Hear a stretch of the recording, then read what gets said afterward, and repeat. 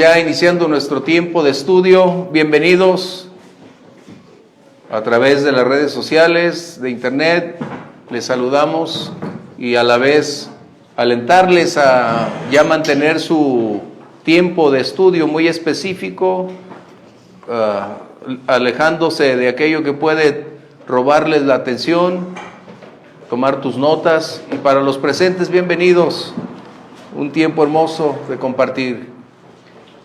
Esta clase pareciera, en la lectura que tenemos del capítulo 17, versos 1 al 9, pareciera pasar inadvertido una serie de detalles que son demasiado importantes para la vida de aquellos que anhelamos servir al Señor. No solamente es el relato que se muestra, sino es el hecho de cómo hemos crecido y cómo hemos madurado, no solo en el carácter, en la conducta, sino en la percepción, la exposición de la palabra. Eso es algo muy, muy importante. Así que vamos a tener nuestra Biblia abierta en el capítulo 17 del libro de los Hechos.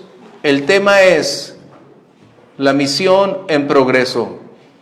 Vamos a orar. Algunos de ustedes, por favor, diríjanos en oración, y te invitamos a ti que estás a través de las redes también de la misma manera. Vamos orando. Padre, te agradecemos una vez más. Sí, Señor. La oportunidad de poder escudriñar tu palabra, glorioso Padre. Te pedimos que sea tu Espíritu enseñándonos a cada uno aquellas cosas por las que tenemos que aprender. Sí, Señor. Para ser eficaces en tu obra, Señor. Te necesitamos. Bendice, Señor, oh Padre. Abre nuestros ojos, nuestro entendimiento. Permítenos Señor, oh Padre, internarnos que nada les perturbe, en la revelación de tu que Espíritu pongan, nos Señor, conduzca Dios, esa atención a esa profundidad de riqueza, de enseñanza, para saber cómo y qué hacer cuando las circunstancias así lo requieren. Para ponerle en práctica. Sí, Señor. Dios, te lo pedimos en el nombre de Jesús. Amén. Amén. Voy a dar lectura a los primeros 3 versos de este capítulo 17, que son no solo la introducción, es la plena revelación de qué sucede cuando nosotros estamos caminando en la senda del servicio. Capítulo 17, verso 1. Pasando por Anfípolis y Apolonia, llegaron a Tesalónica. ¿Quiénes? Ahorita lo vamos a ver. Donde había una sinagoga de los judíos. Y Pablo, como acostumbraba, fue a ellos y por 3 días de reposo discutió con ellos, declarando y exponiendo por medio de las Escrituras que era necesario que el Cristo padeciera y resucitara de los muertos, y que Jesús, a quien yo les anuncio, decía Pablo, es el Cristo. La misión que el Señor nos confió, iniciando con sus discípulos, no debe ser postergada ni limitada por condiciones que estemos enfrentando, por momentos que las mismas circunstancias están propiciando, ni por la oposición que este evangelio puede generar, mucho menos cuando tenemos prohibiciones, llámese ámbito religioso, ámbito civil o gubernamental. La predicación del evangelio debe ser nuestra meta, cada día compartir a otros el mensaje del evangelio. Podrán, como a Pedro, apresar, pero la palabra del Señor no está presa. Pueden apresar como a Pablo y a Silas, pero el mensaje del evangelio continúa corriendo. Así que, ya sea en la cárcel, en el lugar donde nos desenvolvemos o donde disfrutemos las bendiciones de Dios, ahí puede ser el tiempo precioso para compartir el evangelio. Así que tenemos entonces una primera lección, que las prioridades determinan acciones. Tener prioridades sin acciones es nula.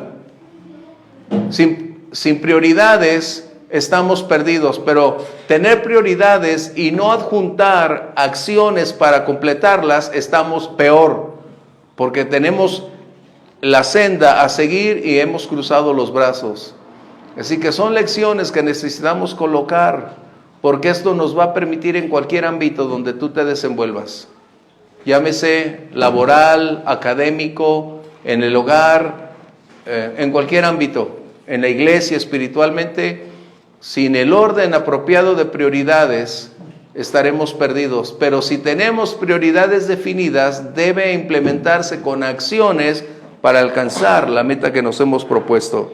Bien, dice aquí entonces Lucas escribiendo que pasando por 2 ciudades se llegaron a Tesalónica. Aquí necesito hacer un pequeño énfasis. Lucas parece haberse quedado en Filipo, porque no menciona el nosotros. Él menciona ellos, es decir, Pablo, Silas y Timoteo. Ellos tuvieron que recorrer una distancia de 150 kilómetros desde Filipo a Tesalónica. ¡Qué tremendo! Cuando nos damos cuenta que cuando hay prioridades, hay acciones. No tenemos la idea cómo fue su viaje. Quizás por caballo, quizás a pie como era la costumbre de ellos, pero pasaron por 2 ciudades. Pero no fue el caso o el punto de permanecer ahí para compartir.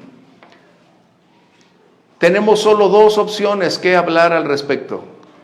La primera es que quizá Dios no le llevó a Pablo a esas 2 ciudades como lo hizo anteriormente para compartir. Pero la otra es que la estrategia de Pablo siempre fue ir a las ciudades principales y posteriormente al evangelizar esas ciudades, delegar a los connacionales la predicación de las áreas rurales para que ellos fueran y predicaran el evangelio, que ese es el mejor modelo. ¿Por qué? Porque en ocasiones nosotros, si somos extranjeros y vamos a otro lugar, no tenemos la misma idiosincrasia, la misma cultura, los mismos antecedentes, y eso en ocasiones puede ser un rechazo o pueden no dar los pasos necesarios. Así que había una vía que era la vía Ignacia, así se llama hasta el día de hoy, que la ciudad de Tesalónica, que es la actualmente Silónica, es el nombre de la actual Salónica, es la nueva ciudad de Tesalónica. Y esa ciudad era muy conocida hasta el día de hoy por las aguas termales que tiene. Qué impactante, porque siempre esas aguas atraen, porque se les confiere cierto grado de sanidad, y de esta manera tú vas a encontrar en todos los lugares donde los romanos estuvieron, siempre, inequívocamente ellos construyeron baños de aguas termales, y unos baños increíbles, como resultado de dedicar ellos tiempo a este contexto. Bien,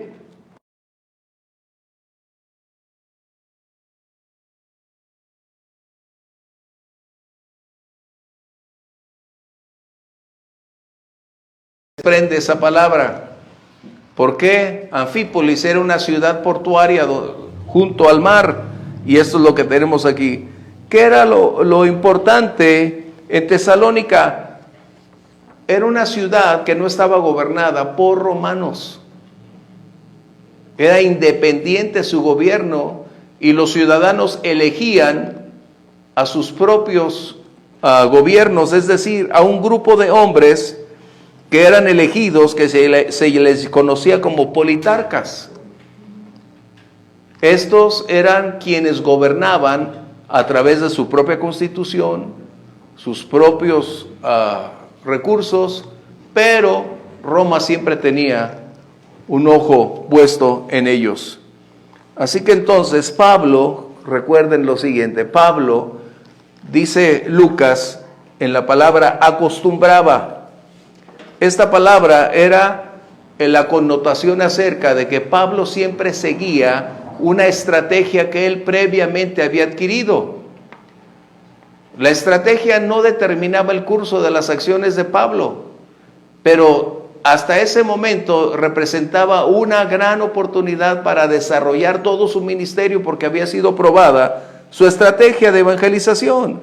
¿Cuál era? Ir a la ciudad cosmopolita, a la ciudad más grande, Y de esta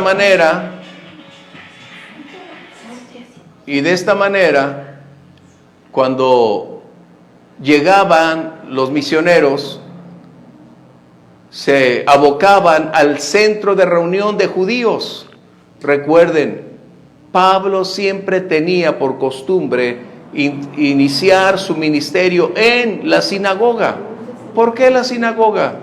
Porque representaba a un centro de reunión a quienes él amaba, y como era su pueblo, él buscaba presentarles el evangelio. Y fíjense qué cosas tan grandes Pablo, por ejemplo, hacía. Pablo no perdía tanto tiempo en la calle.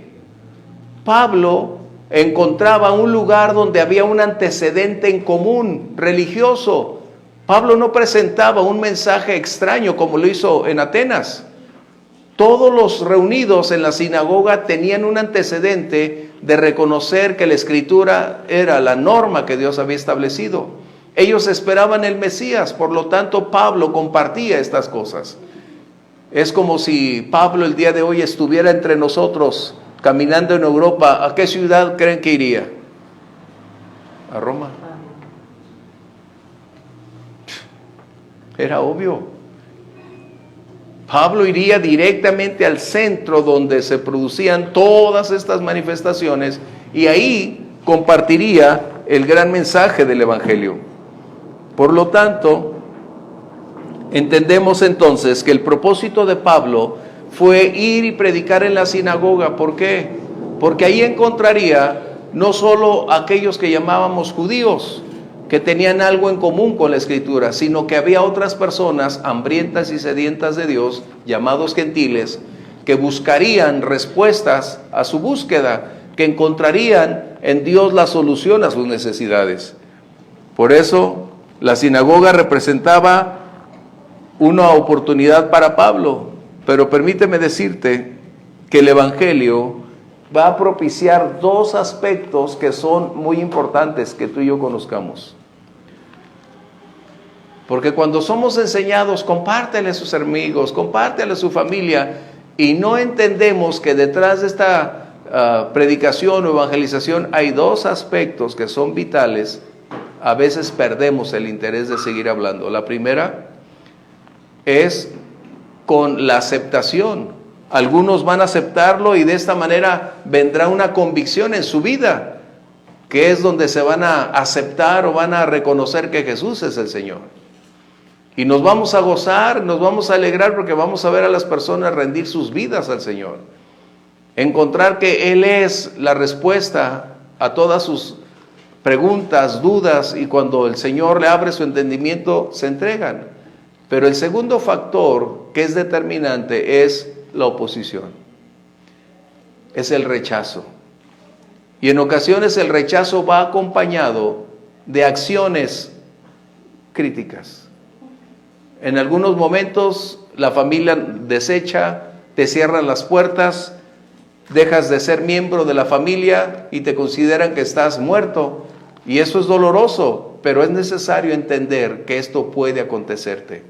O a cada creyente deberíamos hacerle esta gran observación.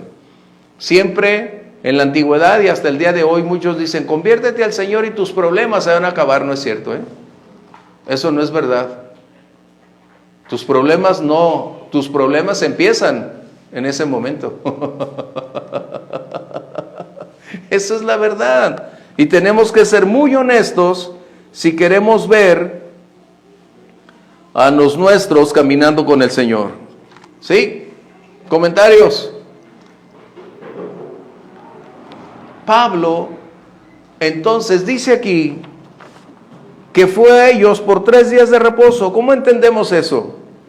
¿A qué se refiere 3 días de reposo?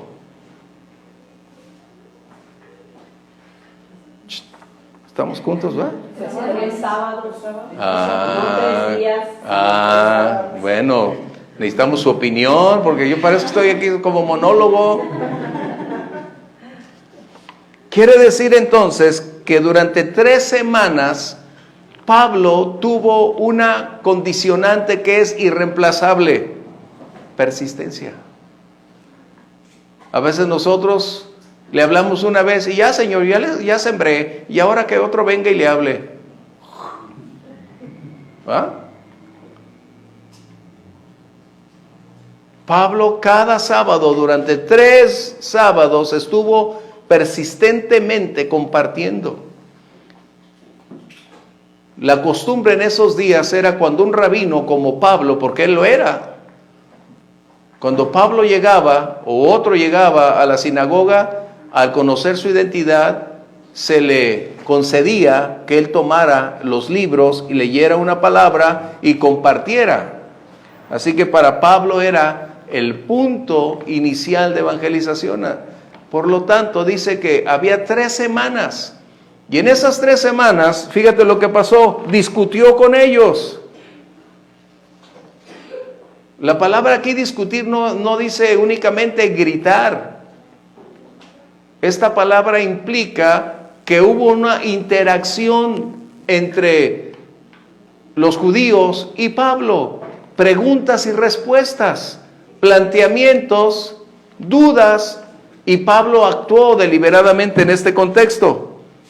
Así que la persistencia no es opcional.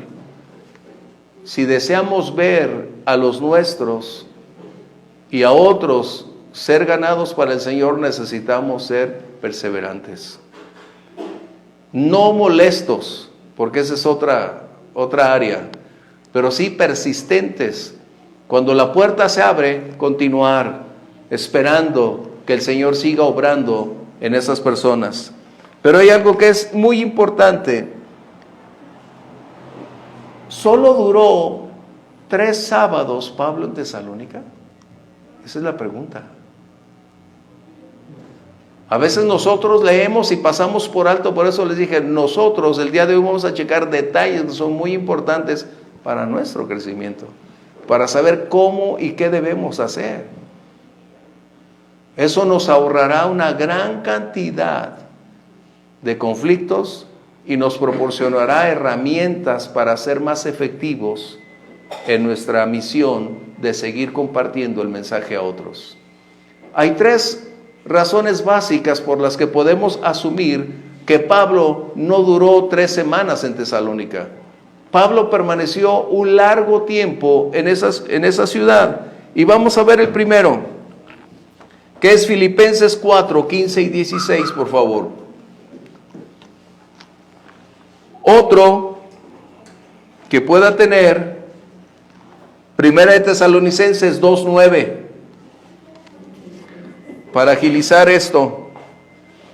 Y ustedes mismos saben que en el principio de la obra del Evangelio, cuando salí de Macedonia, ninguna iglesia participó conmigo en mis ingresos y gastos, excepto ustedes.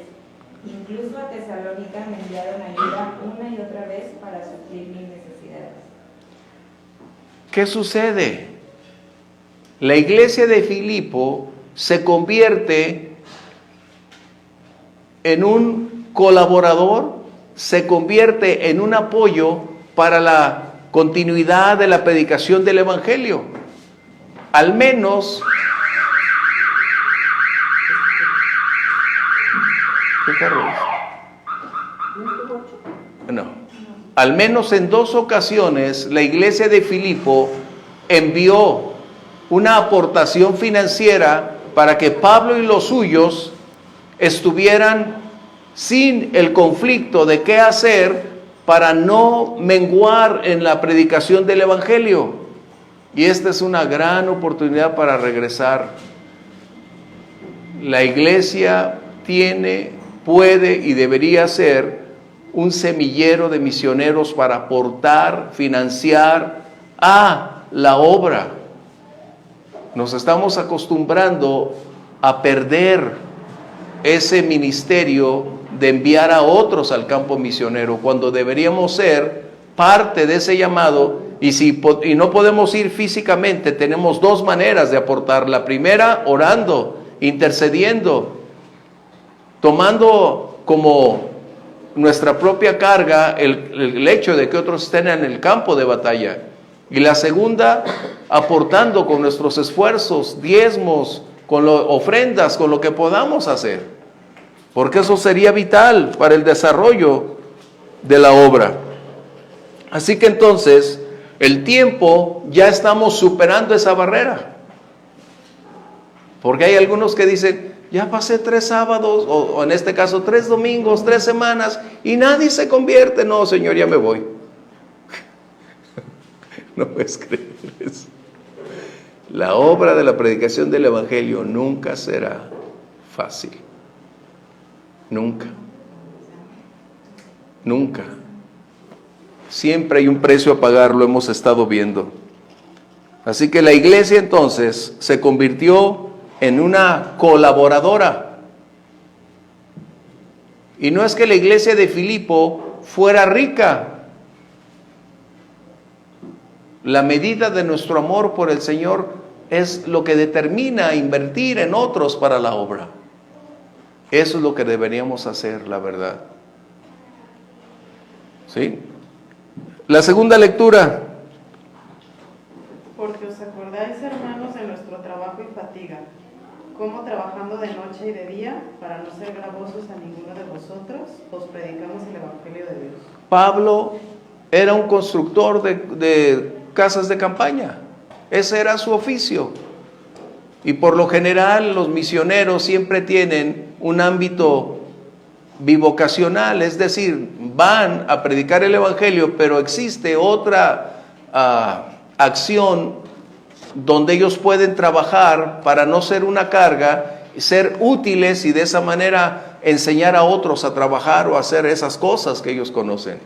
Pablo estaba diciendo que después de esas ofrendas, ellos tuvieron que permanecer trabajando para seguir manteniéndose. ¿Cuál era el punto? Pablo estaba mencionando que aunque se tiene el derecho como predicador, como apóstol, ellos no usurparon una posición. En ese momento apenas iban a hacer la iglesia y Pablo no quería ser una carga para ellos. ¿Comentarios?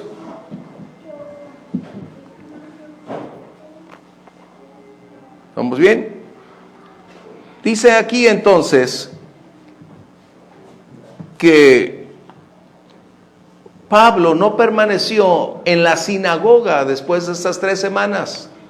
Pablo ahora giraba en torno a esa gran cantidad de gentiles para empezar a compartir y proclamar el mensaje del Evangelio. En otras palabras, estaba floreciendo lo que llamaríamos la iglesia de Tesalónica. Esa iglesia surgió en tiempos de persecución, en tiempos críticos. La iglesia de Tesalónica, si tú lees la primera de Tesalonicenses 1, capítulo 2, vas a encontrar que Pablo describe una serie de acciones que son drásticas, críticas, pero ellos decidieron abrazar el Evangelio antes que rendirse ante las presiones que estaban viviendo. ¿Sí? ¿Comentarios? ¿Hasta aquí vamos bien? Excelente. El verso 3 trae una gran oportunidad de mantener nuestra perspectiva bíblica, el uso de la Escritura y saber cómo colocarla frente a las demás personas. Esto nos dice que debemos familiarizarnos con la Escritura, que no podemos permanecer indiferentes, requerimos un estudio sistemático, continuo, ir conociendo la verdad de la palabra, es decir, quién es Dios, cuáles son sus planes, sus propósitos, cómo poder interpretar las cosas a través de la palabra y de esta manera darle el sentido correcto, preciso, porque de otra forma estaremos perdiéndonos en este laberinto de propuestas que muchas personas tienen. Fíjate lo que dice aquí, verso 3. Dice, Pablo había discutido con ellos, ¿recuerdas? Pero, dice aquí, declarando y exponiendo ¿qué? Las Escrituras. Este es un punto importantísimo. La tendencia desde hace unas décadas es tratar de suprimir las Escrituras para propiciar experiencias personales para atraer a las personas a que conozcan la verdad. ¿Será esa la metodología que Dios tiene? ¿Será que hemos perdido entonces el valor de la Escritura para que sea la misma palabra la que defina el destino de todas las personas? Vamos a leer 2 Corintios 12, 1 al 5, por favor. 2 Corintios 12, 1 al 5. Me veo obligado a jactarme, aunque nada se gane con ello. Paso a referirme a las visiones y revelaciones del Señor. Conozco a un seguidor de Cristo que hace 14 años fue llevado al tercer cielo. No sé si en el cuerpo o fuera del cuerpo, Dios lo sabe. Y sé que este hombre, no sé si en el cuerpo o aparte del cuerpo, Dios lo sabe, fue llevado al paraíso y escuchó cosas indecibles que a los humanos... ¿Fue llevado a dónde? Al tercer cielo, al lugar más excelso que todo mundo desea cuando se muera. Pablo llegó a experimentar algo que ninguna otra persona vivió. Adelante. Dice, fue llevado al paraíso y escuchó cosas indecibles que a los humanos no se nos permite expresar. De tal hombre podría hacer alarde, pero de mí no haré alarde, sino de mis debilidades. En otras palabras, Pablo nunca utilizó una experiencia personal para atraer la atención de otros, porque se basa en una experiencia personal, en una experiencia, en un sentimiento y no en una realidad que se vive. Podemos tener testimonios, pero no son sustitutos de la predicación del Evangelio. Es como aquellos que se han popularizado: el Señor me llevó al infierno y después me llevó al cielo, ni que fue guía de turistas el Señor. O sea, Dios no puede estar en el infierno. No dudo que Dios a alguna persona le pueda conceder una experiencia especial, única, quizás por alguna situación específica, pero esta no debería ser el elemento principal para ser invitado todos los domingos a diferentes iglesias y esa palabra o ese testimonio convertirlo en el gran sustituto de la predicación del Evangelio. Qué impactante, ¿no creen? Pero esta es la tendencia que tenemos. Y eso es algo que debemos subrayar. Las experiencias personales no deben ser las que se compartan en lugar del mensaje del Evangelio. Eso es algo que tenemos que definir, porque no es nuestra experiencia lo que puede cambiar o salvar a las personas. Esa fue la condicionante o el medio que Dios usó para atraerme a mí en lo personal, y no significa que va a ser el medio para atraer a todos al mismo nivel. ¿Sí?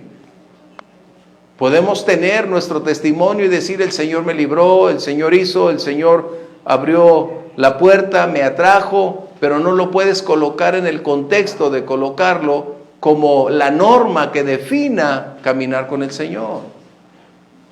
Eso es algo muy importante. Por eso tenemos una gran cantidad de personajes que, llámese, tuvieron una experiencia real, la inventaron, cenaron mucho ese día, o tener una gran cantidad de condicionantes y declarar que esto es lo que Dios hace.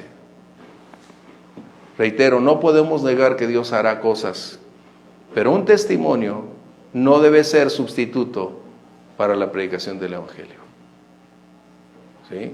Pablo pudo alardear y decir: yo fui al lugar donde ninguno de ustedes ha llegado. Estuve en un lugar donde vi cosas tan sorprendentes, pero ¿cuál fue la respuesta divina? Nada. Por eso cuando yo escucho que dicen que Dios llevó a uno al cielo, que después a otros al infierno y que vieron no sé a quién, yo digo: qué increíble. Al apóstol Pablo el Señor le dijo, es más, en Apocalipsis capítulo 9, creo que es el capítulo 9, vamos a encontrar que el apóstol Juan, una vez más, es el objeto de una gran revelación. Y el Señor le dice, cierra las palabras de lo que has escuchado. A ver si lo encuentran, capítulo 9 de Apocalipsis. Es la única ocasión en el libro de Apocalipsis que vamos a encontrar que el Señor dice, sella estas palabras, no las comuniques. Y ahí es donde yo digo, si Dios a ese tipo de experiencias no permite se compartan, ¿cómo pretender nosotros hacerlo? Mira, yo conozco testimonios enormes que Dios en un instante cambió, transformó vidas. Pero no fue ese testimonio lo que cambió mi vida. El mensaje del Evangelio es el medio que Dios va a utilizar para la transformación de las vidas. ¿Sí? ¿Comentarios? ¿Qué dice Pablo? Si conozco a este hombre, dice, ya no lo conozco más. No me voy a gloriar de mis revelaciones. Por el contrario, dice Pablo, me fue prohibido hablar. ¿Sí lo tenemos, Apocalipsis 9?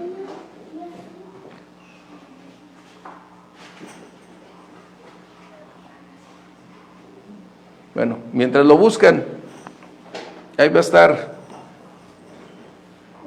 porque el capítulo 10 no es. 10:4 dice. ¿Qué?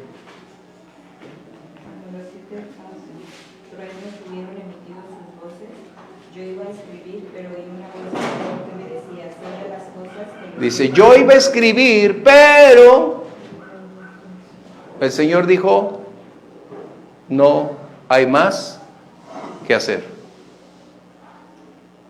Esta es la tendencia de propiciar emociones, de tener un evangelio sensorial, aunado a lo que nos produce una emoción. Y aunque forman parte de nuestro ser las emociones, no deben ser las que definan el curso de acción. Qué tremendo, ¿ah? Porque a veces escuchamos, hay que invitar al niño predicador,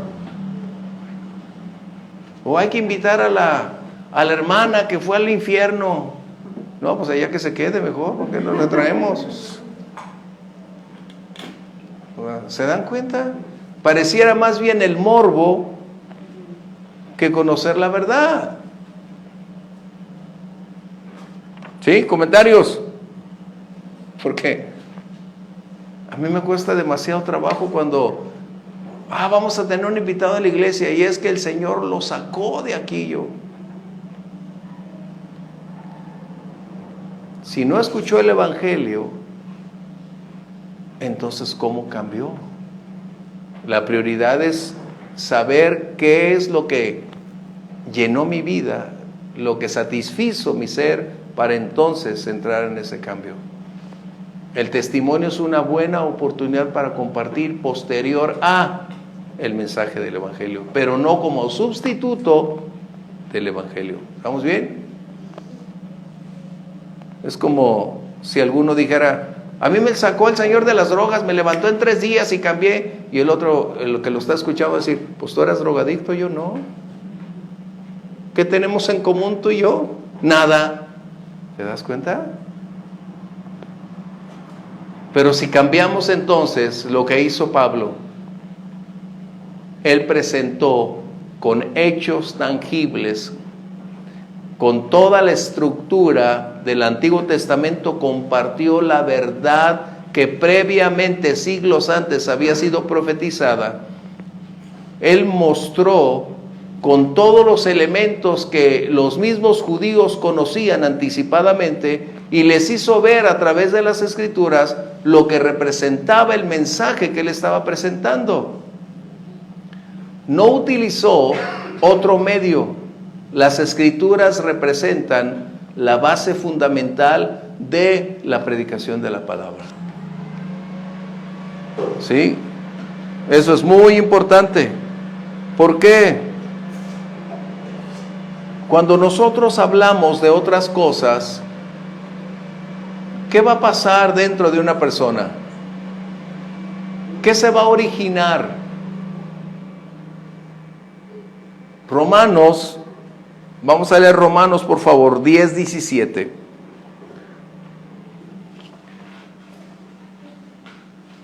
Y es que la exposición de la verdad, es decir, la palabra escrita, la Biblia, tiene un enorme poder de transformación. Es una palabra viva, capaz de penetrar a lo más profundo de una persona. Dice ahí que aún hasta los mismos tuétanos tiene el poder de penetración, partir el alma. Puede tocar la fibra más profunda de una persona. Puede llegar al pensamiento más íntimo que alguien puede esconder o tener. Puede hacer manifiesto lo más oculto que alguien quisiéramos guardar. Ese es el poder de la palabra. Romanos 10:17, por favor. Así que la fe es por el oír, y el oír por la palabra de Dios. Entonces, dándole vuelta al texto, pudiéramos decir que únicamente la predicación de las Escrituras tiene la capacidad de producir fe en unas personas. La predicación de la palabra tiene la capacidad de propiciar y despertar fe en aquellos que la están escuchando. Pero si utilizamos otros medios, otras formas de decirle a las personas, no habrá fe en su vida. Hace muchos años en Nueva York hay una historia, se llamaba el Nicky Cruz, y pueden ver esa película que se llama La Cruz y el Puñal. Ellos eran miembros de pandillas muy agresivas, se peleaban con bats de béisbol en las calles, se golpeaban, y él era muy violento, Nicky Cruz.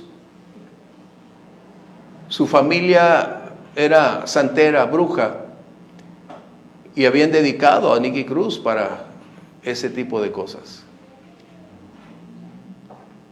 Y cuando David Wilkerson comparte por las calles este tipo de la palabra, al principio, recuerdan, mencioné que puede haber aceptación o rechazo, hostilidad. Fue una oposición enorme de este joven en ese tiempo, Nicky Cruz. Pero cuando el Señor lo alcanza por la exposición de la palabra que constantemente el predicador estuvo compartiendo, cuando él se convierte en Nicky Cruz, empieza a decirles a otros lo que Dios había hecho en su vida. Pero él los apretaba del cuello y les decía, ¿te conviertes o qué? No, si me convierto, claro. La pregunta es, ¿se convirtieron al Señor o se convirtieron a Nicky Cruz? Pues a Nicky Cruz. Era obvio.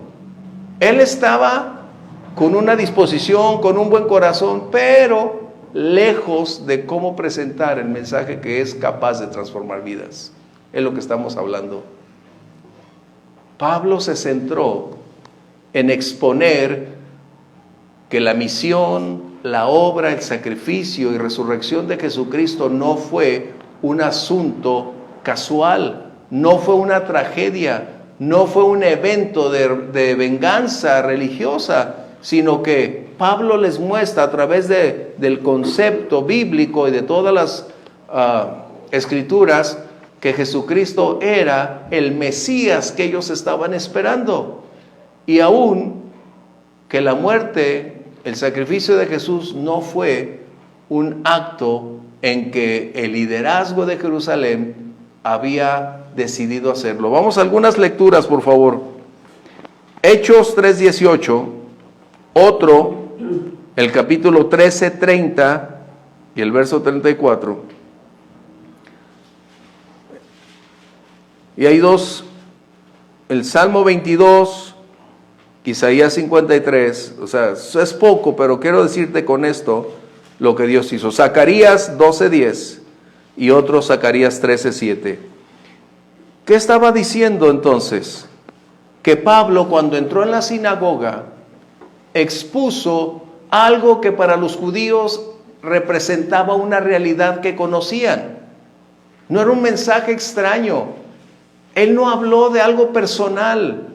Eso es lo que estamos enfatizando, que una experiencia personal no describe la verdad que nosotros tenemos. Tú puedes añadir después de presentar el Evangelio lo que Dios ha hecho en tu vida. Pero lo que Pablo estaba colocando es que el pueblo judío tenía hechos, tenía antecedentes, tenía una estructura debidamente establecida que sería comparable ahora con los hechos que habían acontecido algunos años en Jerusalén. 3:18, por favor. Pero Dios ha cumplido así lo que había antes anunciado por boca de todos sus profetas, que Jesucristo había de padecer. Fíjate bien. Yo creo que Pablo, al ser un doctor en la ley y conociendo todas estas escrituras ahora por la revelación del Espíritu Santo, sabía la manera de comunicar eficazmente que la esperanza de Israel, del Mesías prometido, ahora Pablo lo coloca con tal claridad, hablando de un pasado de revelación con un presente donde se han cumplido cada una de esas profecías. Este 3:18 dice que previo consejo que Dios predeterminó, es decir, anticipadamente Dios conocía los hechos y los colocó a través de los profetas para comunicarlos, para que cuando sucedieran, entonces los hechos revelarían que era la realidad a la cual ellos deberían elegir. ¿Sí? ¿Comentarios? Hechos 13:30, por favor. Mas Dios le levantó de los muertos. Verso 34. Y en cuanto a que le levantó de los muertos para nunca más volver a corrupción, lo dijo así: os daré las misericordias fieles de David. Si tú y yo pudiéramos por un instante introducirnos a esa sinagoga donde Pablo compartió, la pregunta es, ¿qué compartió?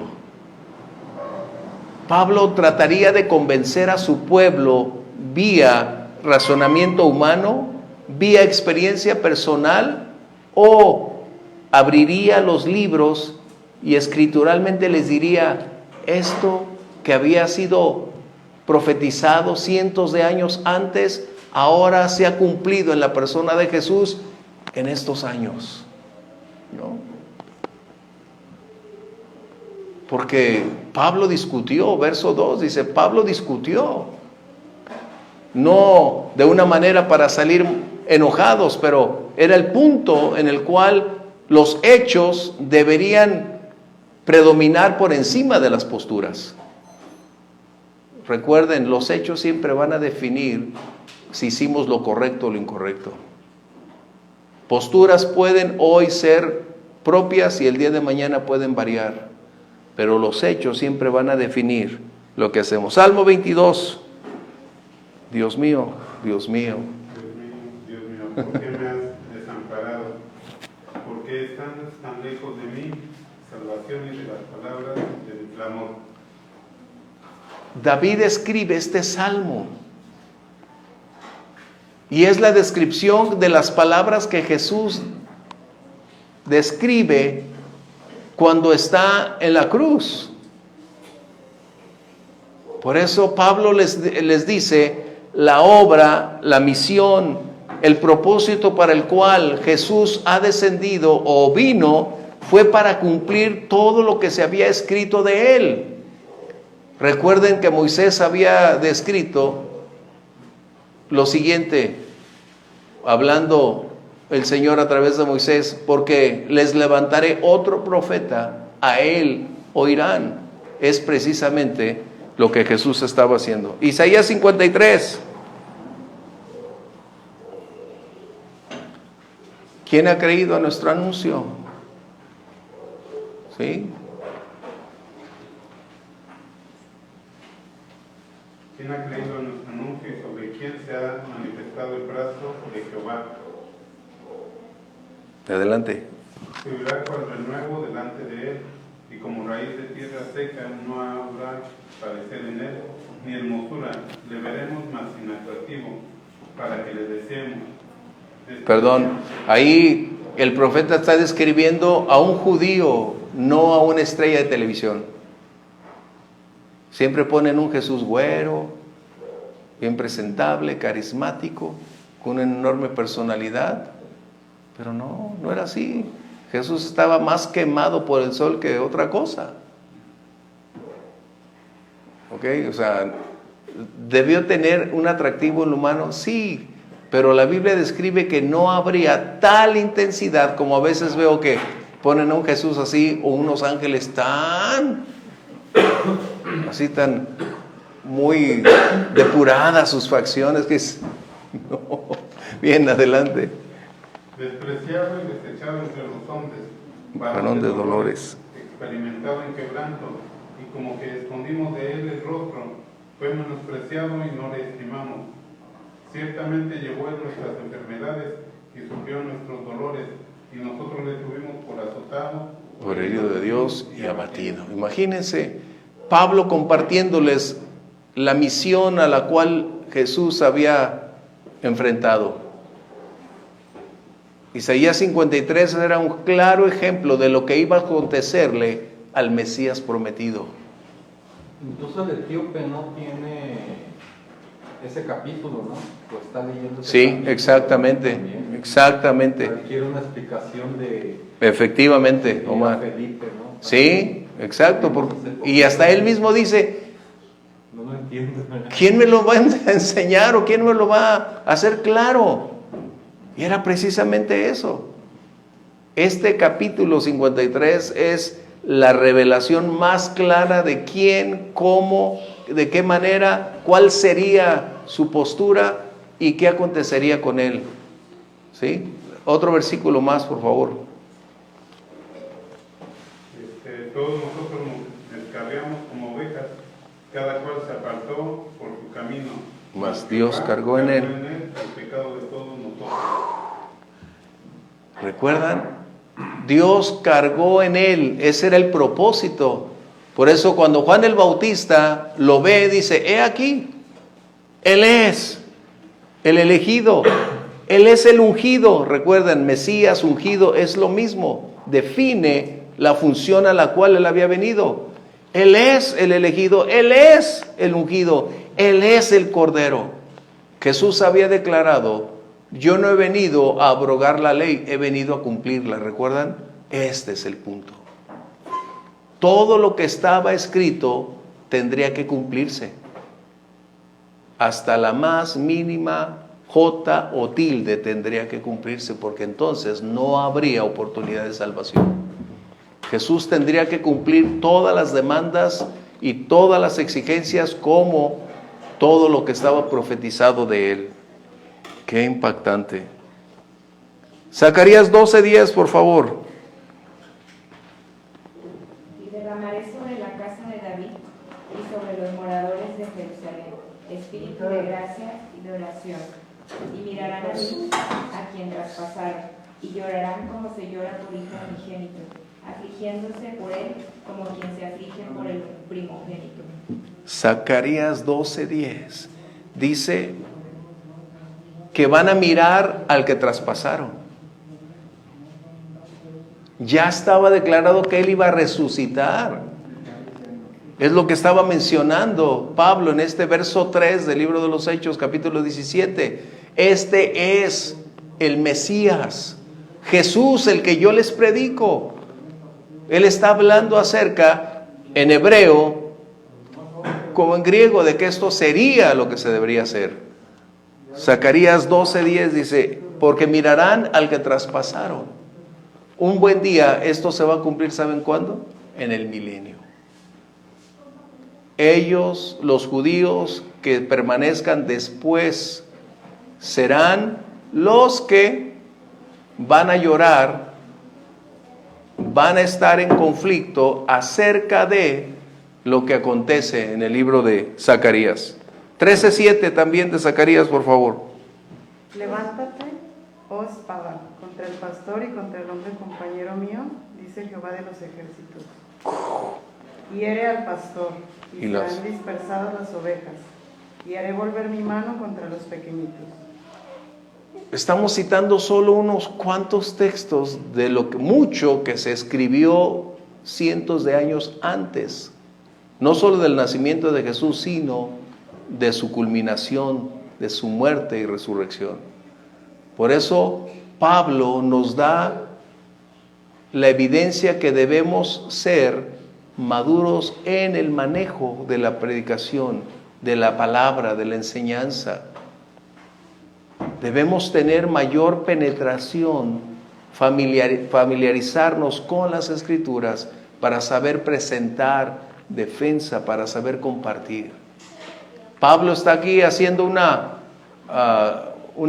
apologética, es decir, en defensa de la fe. Pero ¿sabes lo más importante?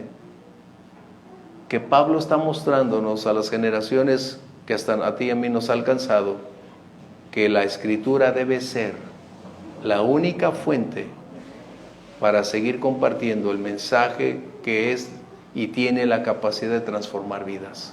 Tú y yo somos testimonio de eso. Dios no ha terminado contigo, no ha terminado conmigo. Dios nos está llevando en un proceso, poco a poco, paso a paso, pero su mano sigue viéndose ahí.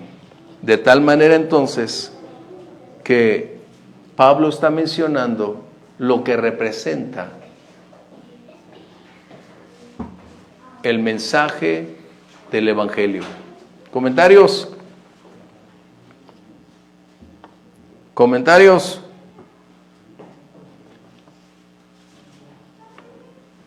Wow.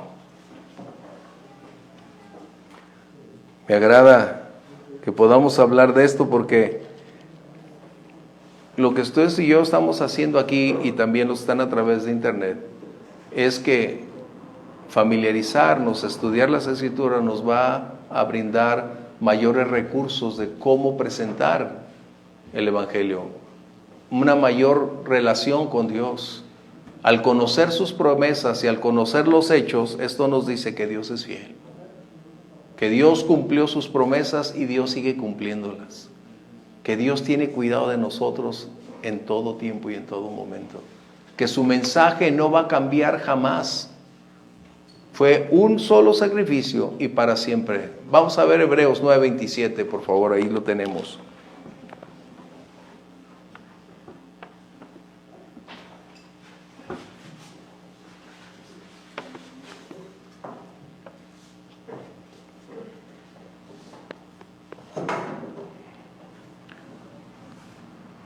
Y de la manera que está establecido para los hombres que mueran una sola vez y después de esto el juicio. Llega el momento en que toda persona va a enfrentar ese evento. Para nosotros no es desconocido porque ya anticipadamente tenemos la respuesta, que aquel que cree en Jesucristo tiene vida eterna.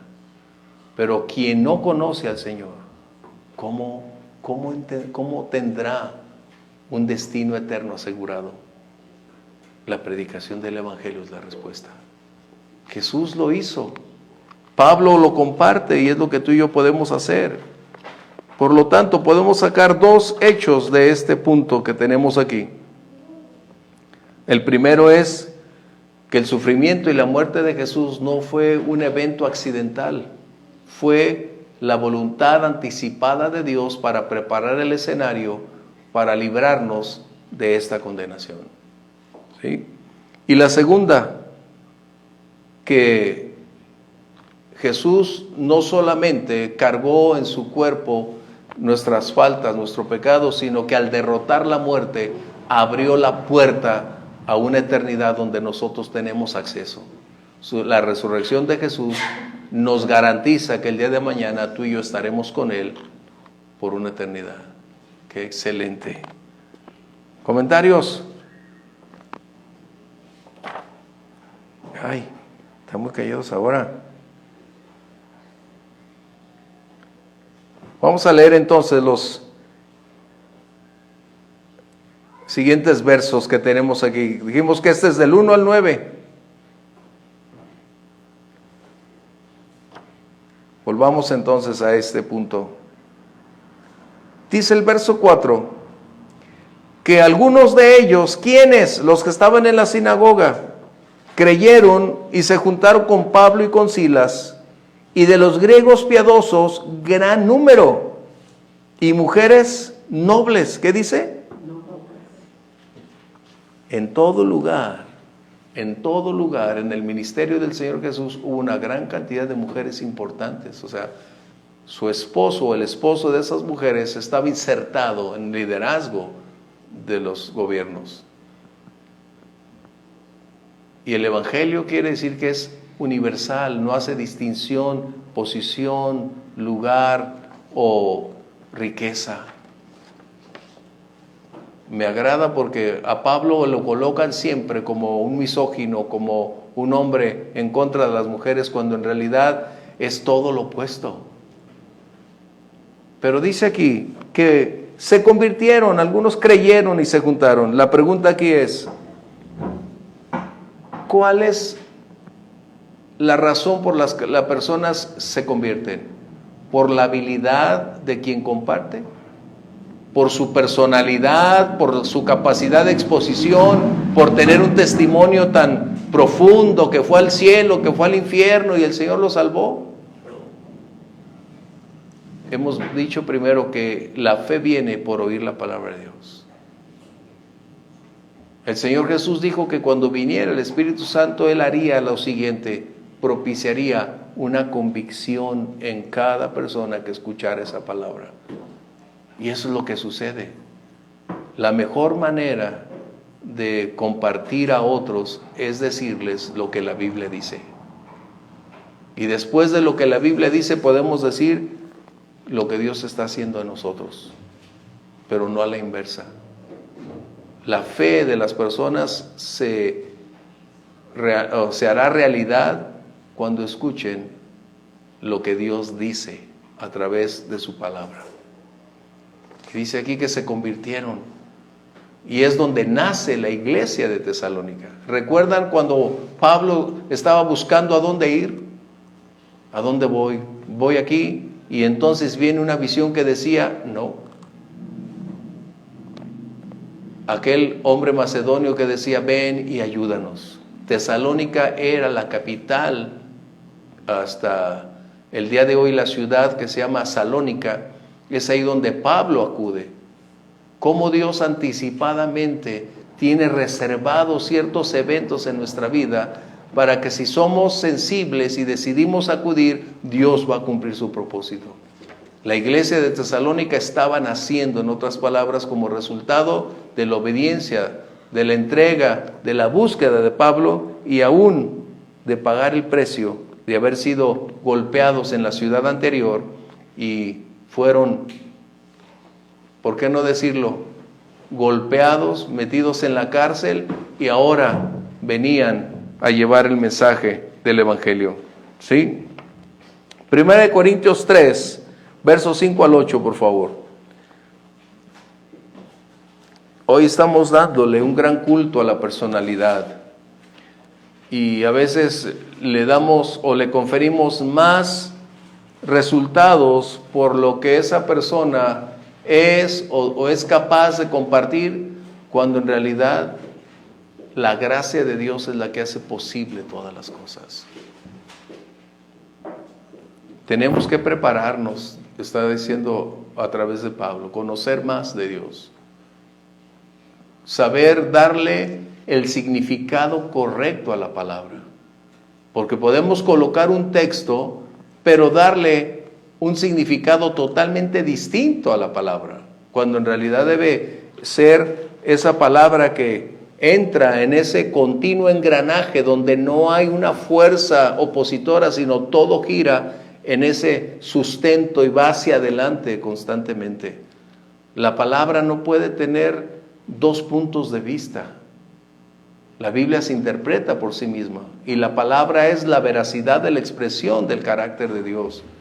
Y cuando tú y yo conocemos la palabra, estamos en vías de compartirla y debe ser, y debería ser precisa, el significado correcto, el significado que Dios dice y el cual Él da. Por eso hoy tenemos los estudios de hermenéutica y teología. ¿Por qué? Porque necesitamos aprender. Pero tu vida cotidiana, el Espíritu Santo siempre nos dará la directriz. ¿Sí? 1 Corintios 3, por favor. ¿Qué es pues Pablo y qué es Apolos? Servidores por medio de los cuales han creído, y eso según no lo que cada uno concedió, y eso según lo que a cada uno concedió el Señor. Yo planté, Apolos regó, pero el crecimiento lo ha dado Dios. Así que ni el que planta es algo, ni el que riega, sino Dios, que da el crecimiento. Qué tremendo, Pablo está advirtiendo. ¿Quiénes somos? Dice. Los que compartimos, los que hablamos, no somos nada. Es Dios, su palabra, lo que hace posible que las personas le conozcan. Ahí deberíamos colocarnos. ¿Por qué? Porque eso nos permitiría ser colaboradores con Dios, o colaboradores de Dios, formar parte del plan, del propósito de Dios, y no nos permitiría jactarnos de algo. Decir yo compartí, yo fui, yo hice, ¿no? Como la gran mayoría de los cantos que tenemos actualmente. Yo te ofrezco, yo, Señor, y ay, a veces no sé si cantarlos o no, porque es demasiado yo. Y ese es un problema que tenemos, ¿no? Dice, ¿quién es Pablo? ¿Quién es Apolos? Simplemente los medios que Dios utilizó para cumplir su propósito de ver a las personas venir a sus brazos amorosos y llevarlos a los pies de Jesús, para hacerlos descansar de sus obras, para traer descanso, para traer libertad, para cambiar su presente y darles una nueva oportunidad y estilo de vida. Pablo es muy claro. ¿Quiénes somos? Colaboradores de Dios. Nosotros no hicimos nada para que las personas se salvaran, simplemente compartimos el mensaje que Dios a ti y a mí nos ha confiado. Qué bravo, ¿no? ¿Comentarios? Ay, Señor. Es increíble que a veces nosotros nos confundimos con eso, ¿no? Porque siempre estamos acostumbrados a hablar de logros, de proezas, de hazañas. Pero aquí solo pudiéramos decir, es Jesús en nosotros la esperanza de gloria. Pero estos versos llevan otro contexto, que la oposición se levantó como resultado de experimentar amenazas en contra de sus intereses. Y los cargos que tenían contra Pablo no eran cargos religiosos, eran civiles, como resultado de buscar incidir en una situación que el gobierno sí pudiera entrar bajo la premisa de un nuevo rey y un alboroto en la ciudad. Esos fueron los dos cargos que estaban contra Pablo y Silas, pero no cargos religiosos. ¿Pero qué sucede? La oposición siempre, cuando se siente amenazada, que está perdiendo influencia sobre las personas, y cuando ve amenazado su poder, siempre va a tratar de echar todo el peso. Contrataron, dice ahí, a una gran cantidad de hombres que estaban de ociosos. Como las manifestaciones y Eso no es Bueno, no es nada nuevo, no es nada nuevo. Lo único aquí que eran violentos, así, bueno, también en algunas manifestaciones, ¿verdad? Bueno, yo quería decir algo. Los contrataron y siempre va a ser así. El dinero va a mover a muchos a vender sus conciencias y a vender sus acciones. Algo que está ahí. Así que no es nada nuevo lo que estamos viendo. se repite la historia. Como dijeran en Roma, al pueblo, Pan y circo. Pan y circo, que lo vemos en su vida. todo el tiempo. Si alguien sabía de política, era Roma. Si alguien tenía poder, era Roma. Si alguien conocía cómo manipular a las multitudes, era Roma. Sencillo.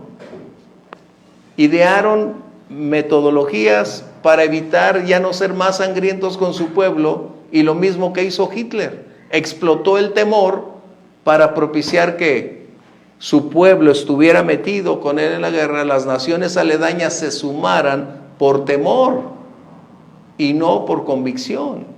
Qué tremendo. No recuerdo el nombre ahorita de uno de los líderes de Hitler hablando de la propaganda. ¿En los cuál? Göring.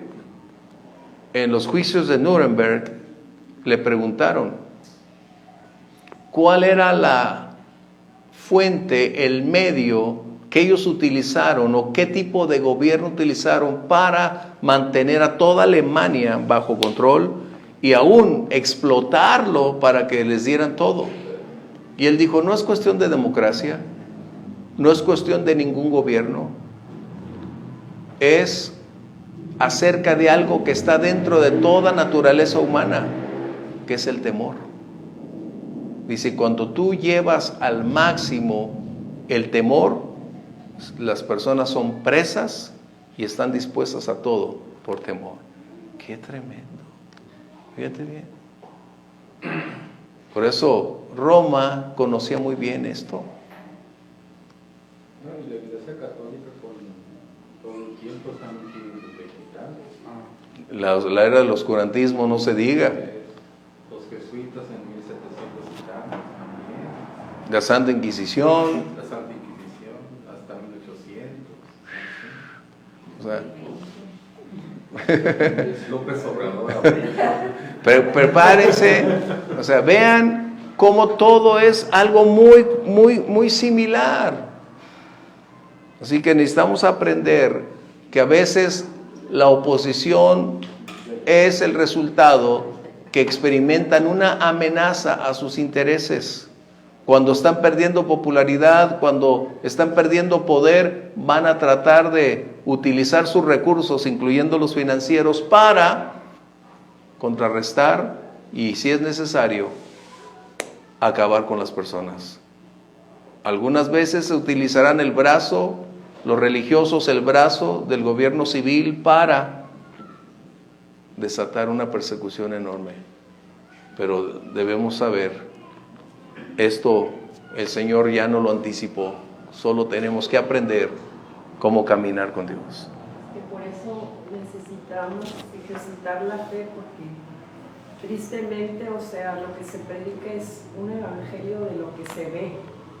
Como hablabas de aquellos que dicen, es que el Señor a mí me mostró, me dijo, me llevó, o sea, y la gente va porque quiere ver lo nuevo, quiere ver, entonces, a lo mejor de momento, en las artimañas del diablo, les va a permitir ver algo, pero va a llegar el momento que cuando venga la prueba de que realmente creyeron, ¿qué van a tener? Si tuvieron una fe vista? O sea, como Tomás, es que si yo no veo, yo no. Entonces, no es fácil, pero tenemos que predicar ese evangelio genuino de la fe. Caminar con él. Viene la prueba, eso es lo que nos va a sostener y nos va a permitir estar arraigados a Cristo. Así es. Fíjense, tan fue la persecución que llegaron a casa de Jason o Jason, de acuerdo al lugar donde estés, en Jasón, aquí podríamos decir, o Jason, dice el versículo ahí.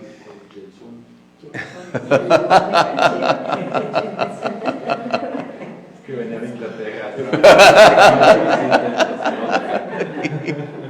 Él debió ser un hombre muy pudiente, porque su casa tenía instalaciones enormes para hacer el inicio de la iglesia ahí.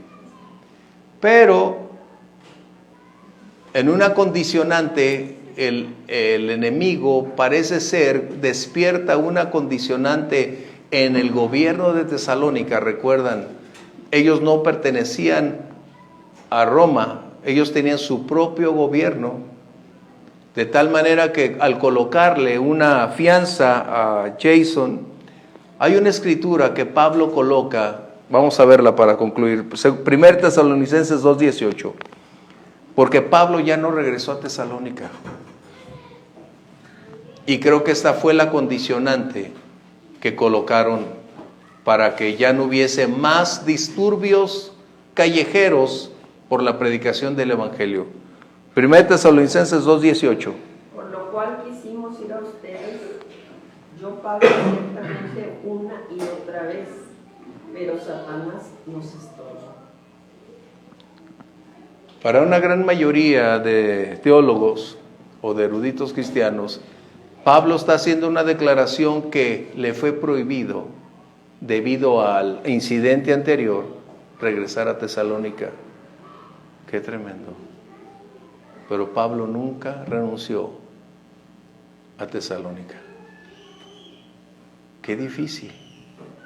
Cuando el enemigo coartó la libertad de acción, mas Pablo nunca renunció, y lo vamos a ver después. ¿Sí? ¿Comentarios para concluir? Bien, pues es tiempo de dar gracias, de orar y decirle gracias, Señor, por tu palabra. Señor, te agradecemos la oportunidad que nos brindas. ¿Cuánto necesitamos por tu Espíritu Santo una mayor comprensión, revelación de las Escrituras? Que nos ayudes a compartir a otros tu palabra, Señor. Que si bien es cierto, tenemos evidencias personales, testimonios de lo que tú estás haciendo en nosotros, tu palabra es la prioridad, Señor. Prepáranos, prepara ocasiones y permítenos ser colaboradores tuyos, mi Dios, sabiendo que somos llamados a llevar libertad a otros, a llevar luz a los que están en tinieblas, a llevar consuelo a los que están pasando tiempos de crisis. Señor, te agradecemos la oportunidad que nos das en el nombre de Jesús. Amén. Dios les bendiga. Bendiciones.